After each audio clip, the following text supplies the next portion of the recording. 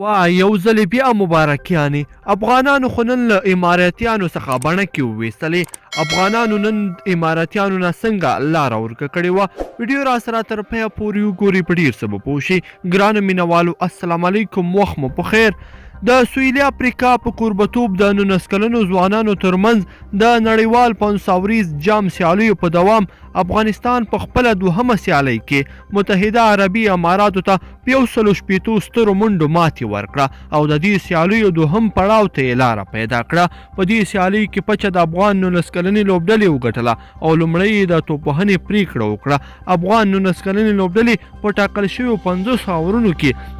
د شپږو لوبغاړو په سوځېدو سره ټوټل 215 منډې وکړې او عربي اماراتو ته یې 216 منډو هدف وټاکه د افغان توپوهونکو په ډله کې یو ځل بیا ابراهیم زدران واتیا د 11 څلوریزو پر مټ جوړې کړې ورسره بل لوبغاړي رحمان الله زدران هم یو اتیا منډې وکړې چې د هدف په لوړولو کې ستر رول ولوباوه د متحده عربي اماراتو لوبډلې لپاره په توپ اچونه کې سنجید شرما یو لوبغاړی وسوځاوه آرین هم یو لوبغاړی له مخې پورته کړ متحده عربي اماراتو لوبډلې د ټاکل شویو 216 منډو هدف په ځواب کې د ټولو لوبغاړو په سوځېدو سره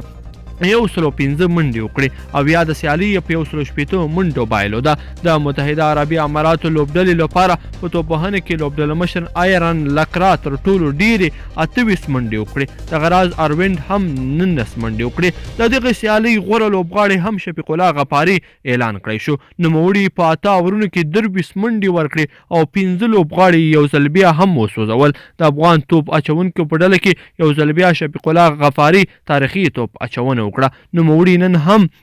15 لوبغاړي له مخې پورته کړل دغه راز ورسره نور احمد هم 3 لوبغاړي وسوځول افغانستان په سږني نړیوال جام کې تر دې دمه ښې لوبې نندارې ته وړاندې کړې دي چې په دې سره یې دا دوهمه بریا وه چې په 160 منډې ترلاسه کړه افغان 19 کلنې لوبډلې په دې سره د 500 ورځو نړیوال جام سیالیو دوهم پړاو ته هم لاره پیدا کړه خو د ګروپي سیالیو په دوام به خپله وروستۍ لوبه د جمعې په ورځ د کاناډا خلاف ترسره کوي ګرانو مینهوالو په دې هیله چې د نن ورځې ویډیو به مو د خوښې وړ ګرځېدلې وي که مو خوښې شوي نو در سره لایک کړئ او ملګرو سره یې هم شریکه کړئ تر بلې ویډیو پورې د لوی الله په امان